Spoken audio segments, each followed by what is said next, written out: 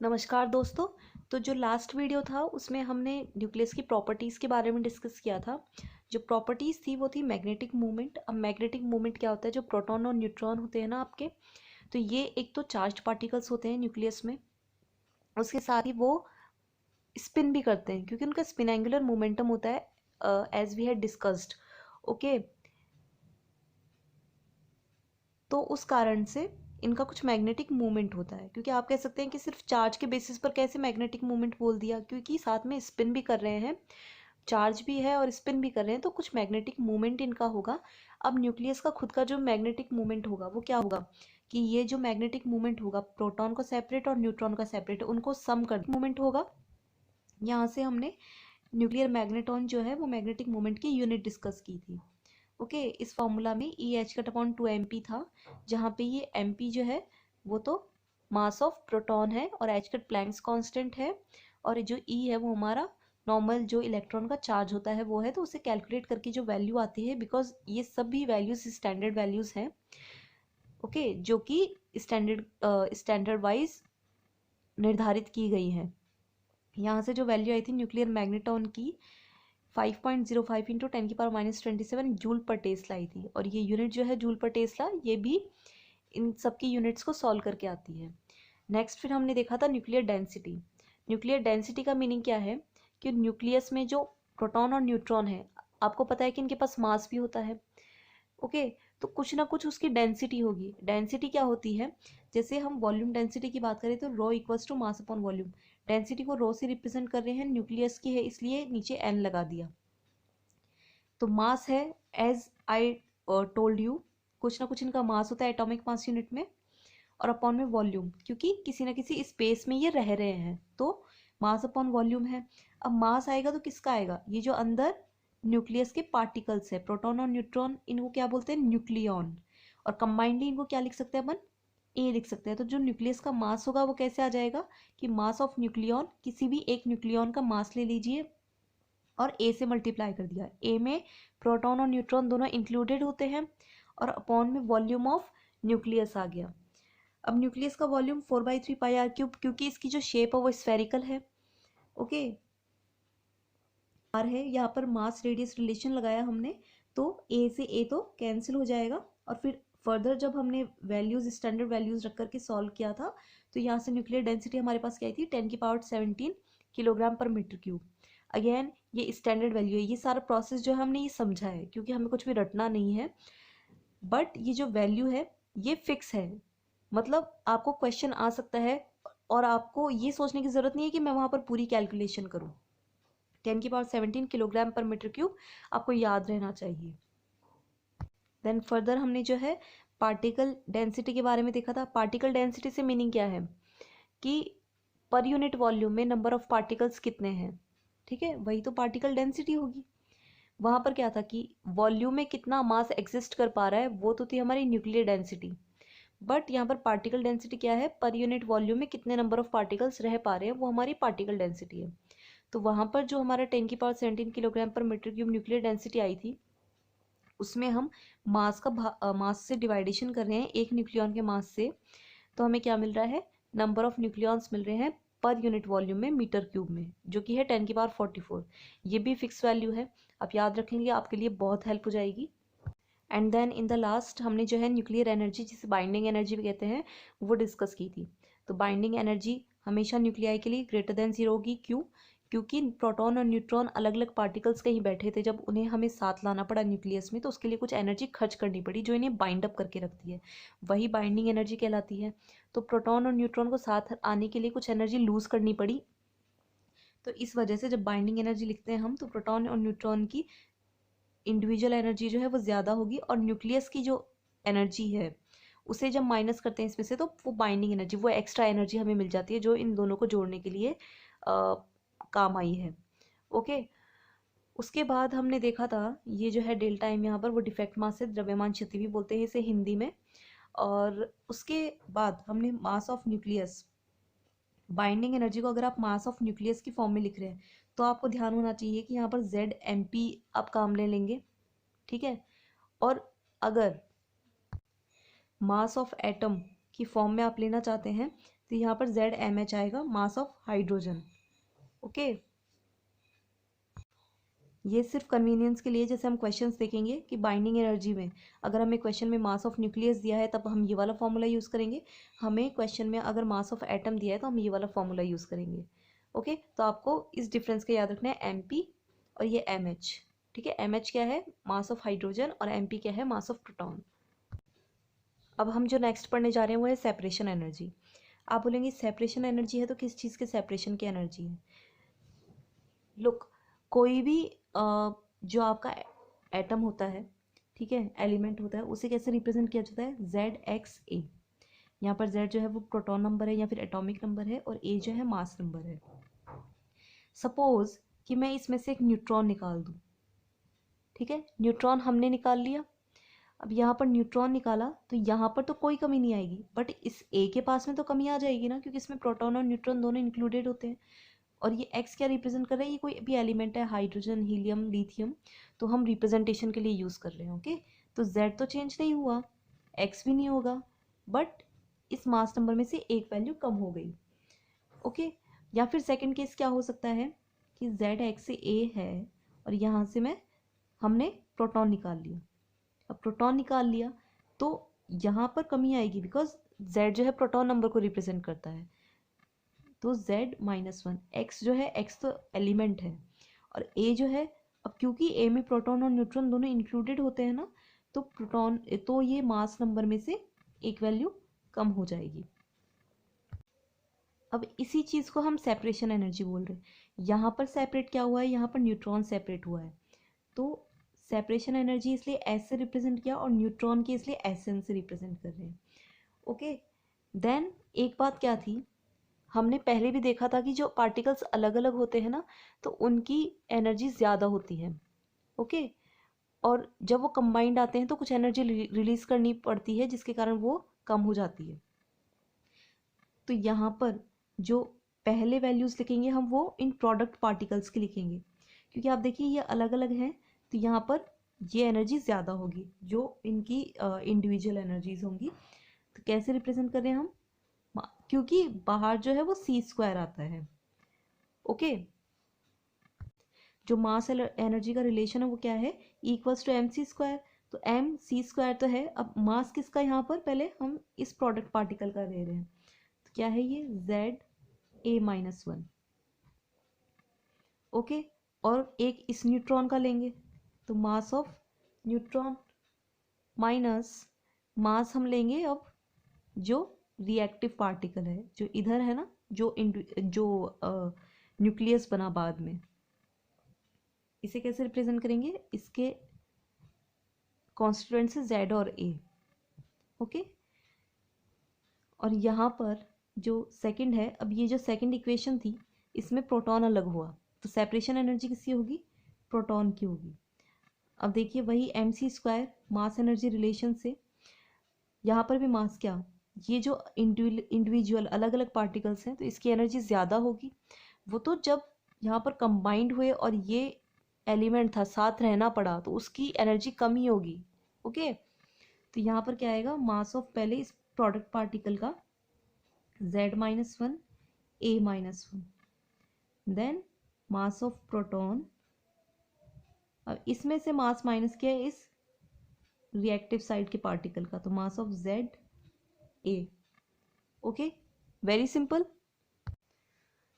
तो यहाँ पर हम कैसे याद रख सकते हैं, न्यूट्रॉन के लिए और प्रोटॉन के लिए ये अलग अलग है, बट हम कैसे याद रख सकते हैं कि प्रोडक्ट की एनर्जी में से रिएक्टिव साइड की एनर्जी हमने माइनस की है। ओके, यहाँ पर हम एक क्वेश्चन देखने वाले हैं, calculate the binding energy of 3 lithium 7, और इसके साथ हमें गिवन क्या है, जहाँ पर हमें मास दिया हुआ है इस पूरे न्यूक्लियस का 3 लिथियम 7 का, और मास ऑफ न्यूट्रॉन और मास ऑफ प्रोटॉन दिए हुए हैं। ओके, तो इसकी बाइंडिंग एनर्जी कैसे कैलकुलेट होगी, जो बाइंडिंग एनर्जी का फॉर्मूला था हमारे पास में वो क्या था, ZmP plus A-Z minus mass of nucleus, यही था फॉर्मूला, और साथ में C²। ओके, तो वैल्यूज़ आप पुट कर दीजिए, Z की वैल्यू क्या है, Z की वैल्यू 3 है, और ए की वैल्यू क्या है, ए की वैल्यू 7 है। सिंपली क्या किया है हमने यहाँ पर, वैल्यूज पुट की हैं। जो z है उसकी वैल्यू 3 है और a माइनस जेड की जगह क्या लिखा, 7 माइनस 3। न्यूट्रॉन्स जो है वो 4 हैं। ये वैल्यूज हमने पुट की और कैलकुलेट करने पर, सॉल्व करने पर 04216 कुछ इस तरह की वैल्यू आएगी आपके पास में। और इसकी जो यूनिट होती है ना, ये जो मास हमने लिखा है यहाँ पर, तो ये क्या है, ये है एटॉमिक मास यूनिट, और ये c² बाहर है। अब हमने पहले वीडियोस में देखा था कि जो सिंस 1 एटॉमिक मास यूनिट कितना होता है, 931 mega electron volt pawn c², ये वैल्यू होती है।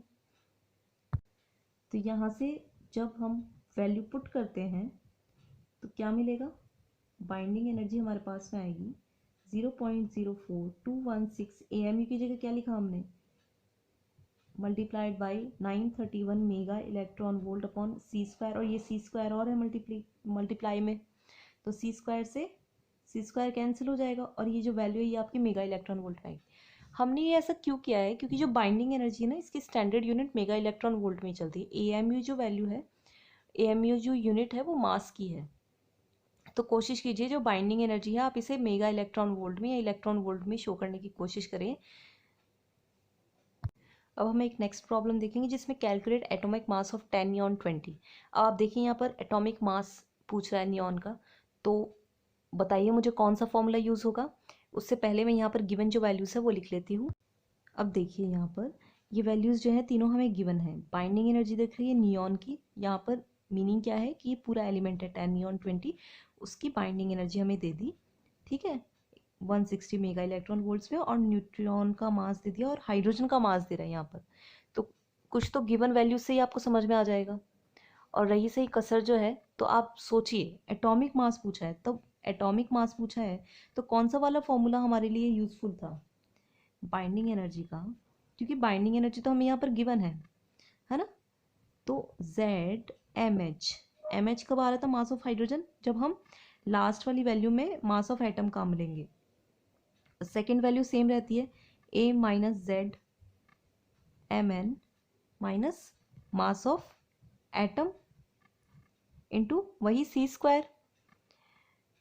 सो सिंपल वैल्यूज पुट करनी है। बाइंडिंग एनर्जी की भी वैल्यू हमें दी हुई है, मास ऑफ हाइड्रोजन की वैल्यूज हमें पता है, z जो है हमारा वो 10 है, और a माइनस जेड करेंगे तो 20 माइनस 10, और मास ऑफ एटम वो हमें कैलकुलेट करना है। तो ये सिंपल हमने वैल्यूज रख दी। अब आपको एक बात यहाँ पर ध्यान रखनी पड़ेगी कि यहाँ पर जो बाइंडिंग एनर्जी आपने पुट की ये है मेगा इलेक्ट्रॉन वोल्ट में, और इधर जो वैल्यूज़ हैं ये मासेस हैं जो कि AMU में है। अब AMU को चेंज करने की हमारी यूनिट क्या थी, तो या तो आप इधर चेंज करें या फिर इधर चेंज करें। अब क्योंकि हमें यहाँ पर मास ऑफ एटम कैलकुलेट करना है और मास की जो यूनिट होती है वो एटॉमिक मास यूनिट होती है, तो हम बेसिकली इस मेगा इलेक्ट्रॉन वोल्ट को चेंज करेंगे। अब बिकॉज 1 AMU हमारे को कितना बताया गया था, 931 mega electron volt upon c²। Okay, तो मेगा इलेक्ट्रॉन वोल्ट करने के लिए क्या होगी, यहाँ से निकाल लेंगे हम, तो ये c² इधर मल्टीप्लाई हुआ इंटू AMU 1 AMU और अपॉन में 931, तो ये कितना होता है, ये होता है 1 मेगा इलेक्ट्रॉन वोल्ट। ओके, तो इस 1 मेगा इलेक्ट्रॉन वोल्ट की वैल्यू हम यहाँ पर पुट कर सकते हैं इस यूनिट की जगह। तो क्या होगी, यहाँ से इक्वेशन 160.64 मेगा इलेक्ट्रॉन वोल्ट की जगह क्या आएगा, c² multiplied by AMU upon 931 equals to, ये वैल्यूज़ 10 1 राइट हैंड साइड लिख रही हूँ मैं सिंपली, 78। अब आप यहाँ पर देखिए c² और c² दोनों साइड है, ये हमने कैंसिल कर दिए। और यहाँ पर यूनिट क्या है, इसकी भी यूनिट AMUs में चलेगी बिकॉज मासेस है, और यहाँ पर भी यूनिट AMU में है। और सिंपली इस वैल्यू को सॉल्व करना है और इधर से कैलकुलेट करके इधर उधर करके मास ऑफ एटम हमें सॉर्ट आउट करना है। तो हमने क्या बात की, मास ऑफ एटम को इधर लेकर गए, माइनस से प्लस में हो गई वैल्यू, और ये वॉल्यूज पॉजिटिव हैं, और ये जब 160.64 ये लेफ्ट हैंड साइड हमारी इधर आई तो ये माइनस में हो गई, और इन सब की यूनिट जो है वो AMUs में थी, अब आप इसे सॉल्व करेंगे तो आपको मास ऑफ एटम मिल जाएगा जो कि समथिंग 19.99 AMUs में होगा। ओके, अब जो नेक्स्ट क्वेश्चन है हमारे पास में, कैलकुलेट करना है डिफेक्ट मास और सेपरेशन एनर्जी फॉर न्यूट्रॉन इस न्यूक्लियाई के लिए। अब जो वैल्यूज गिवन है हम वो लिख लेते हैं पहले तो अब देखिए हमारे पास ये सब वैल्यूज गिवन है और हमें डिफेक्ट मास और सेपरेशन एनर्जी फॉर न्यूट्रॉन पूछा है। तो आप यहाँ पर देखिए हो रहा क्या है, मास ऑफ ऑक्सीजन 17 दे रखा है, मास ऑफ ऑक्सीजन 18। आप कहेंगे यहाँ पर 8 भी लिखना चाहिए था। जो प्रोटॉन नंबर है या फिर एटॉमिक नंबर है वो तो ऑक्सीजन का 8 है ही ना, तो एलिमेंट तो हमारा चेंज नहीं हो रहा। मास नंबर चेंज होने का रीज़न क्या है, यहाँ पर 17 मास नंबर है और यहाँ पर 16 हो गया क्योंकि एक न्यूट्रॉन इसमें से निकल गया, दैट्स वाई एक वैल्यू कम हो गई। ओके, अब तो सबसे पहले तो हम पहले डिफेक्ट मास देख लेते हैं। डिफेक्ट मास क्या होता है, हमने डिस्कस किया था ना बाइंडिंग एनर्जी का जो फॉर्मूला था, उसमें C² को हटा करके जो बीच का पोर्शन था, जो मेन फॉर्मूला हमने डिस्कस किया था, क्या था, ZMP plus A minus ZMN minus क्या था, mass of nucleus. Okay, C² नहीं लिख रहे हम क्योंकि यहाँ पर बाइंडिंग एनर्जी नहीं है, यहाँ पर डिफेक्ट मास है, राइट। अब Z बताइए आप कितना है ऑक्सीजन का, Z 8 which is proton number या एटॉमिक नंबर जो यहाँ पर नीचे होता है ना। Then mass of proton value रखिए 1.00793 प्लस A 17 माइनस 8 और मास ऑफ न्यूट्रॉन रखिए 1.00866। मास ऑफ न्यूक्लियस क्या है हमारे पास में, जो ऑक्सीजन 17 की है 16.99913। ओके, और इस पूरे की यूनिट क्या है, वही AMUs में चल रहा है पूरा। अब आप यहाँ पर ये देखिए, आप कहेंगे कि हमने ये वाला न्यूक्लियस क्यों लिया, क्योंकि भाई ओरिजिनल न्यूक्लियस जो है डिफेक्ट मास पूछा है वो तो 8 और 17 का ही पूछा है ना। ये तो ऑक्सीजन 16 का हुआ जब न्यूट्रॉन निकल गया, उसके बाद की बात है ये। तो यहाँ पर बस इसे कैलकुलेट करना है आपको और AMUs में वैल्यू आ जाएगी जो कि कैलकुलेटर से आप कर सकते हैं। तो यहाँ पर सिंपली सॉल्व किया है और कैलकुलेटर से वैल्यू कैलकुलेट कर सकते हैं। अब नेक्स्ट इस क्वेश्चन में एक और क्या चीज़ पूछी है, separation energy for neutron. Okay, तो SN का जब हमने देखा था तो क्या देखा था कि प्रोडक्ट माइनस जो रिएक्टिव पार्टिकल है, यहाँ पर क्या हो रहा है, यहाँ पर बात ये हो रही है कि जो ऑक्सीजन 17 है वो गया ऑक्सीजन 16 में और उसने साथ में एक न्यूट्रॉन छोड़ दिया। ओके, तो प्रोडक्ट ये है यहाँ पर। तो क्या बात आ जाती है कि mass of 8O16 plus mass of neutron और प्रोडक्ट में क्या है, मास ऑफ 8O17 और ये C² से मल्टीप्लाई हो गया तो ये सेपरेशन एनर्जी बन गई। C² से मल्टीप्लाई, MC² होती है ना एनर्जी। अब यहाँ पर बस सिंपली वैल्यूज पुट करनी है, तो SN में वैल्यूज पुट की, ये O है, ये थोड़ा बड़ा नहीं बनाया मैंने, सॉरी फॉर दैट। ओके, अब इसे सॉल्व करने पर हमारे पास जो वैल्यू आती है वो आती है 4.45 इंटू 10⁻³ इसकी यूनिट क्या होती है, AMU, और साथ में ये C² था ही मल्टीप्लाई में। अब बिकॉज वी नो, क्योंकि एनर्जी है, यहाँ पर हमने क्यों चेंज नहीं किया, क्योंकि मास था जिसकी यूनिट एटॉमिक मास यूनिट ही होती है, बट जो सेपरेशन एनर्जी है तो एनर्जी की वैल्यू जो है मेगा इलेक्ट्रॉन वोल्ट्स में या इलेक्ट्रॉन वोल्ट्स में हम लेंगे। तो 1 AMU जो होता है हमारे पास में वो होता है 931, this is 9 mega electron volt upon C²। Okay, यहाँ पर बस हमें ये वैल्यू रखनी है,